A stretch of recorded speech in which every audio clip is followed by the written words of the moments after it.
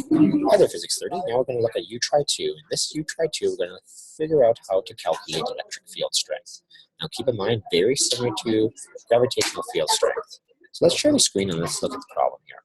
First things first, it says, given a small sphere with a positive charge of 4.50 times 10 to the negative 6 coulombs, determine the magnitude and direction, because it's a vector quantity, of the electric field at a point that is 0.300 meters to the right of the charge.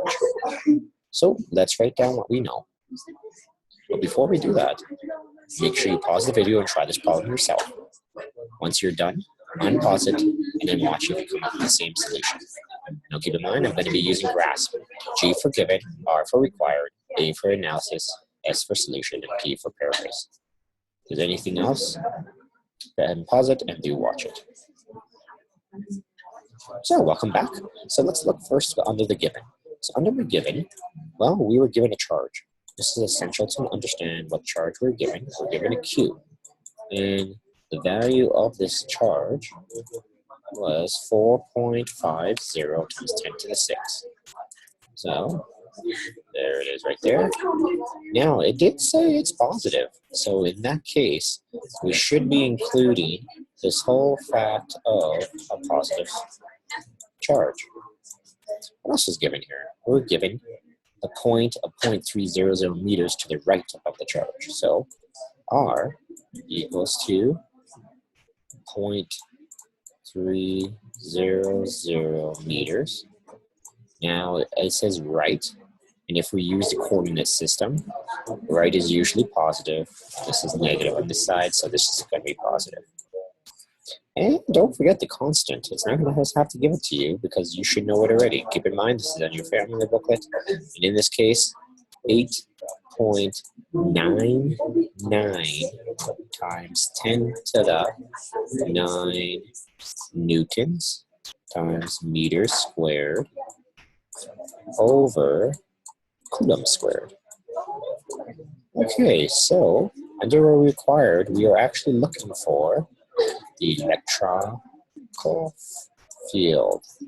So the reason why there is these lines here going up and down, vertical that is, they are dealing with an absolute value. So it doesn't matter what the charge is at the end of the day.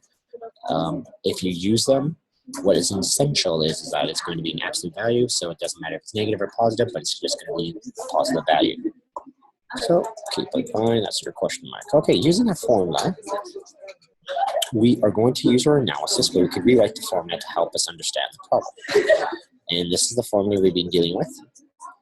E equals to KQ over R squared. So here's our analysis. And then, now the next step is, well, let's substitute the values in there. We got the K, which is 8.99 times 10 to the 9. We got our Q, which we said earlier was 4.50 times 10 to the negative 6, and our R, 0.3 squared. So that's what I did right here. Substitute those values in.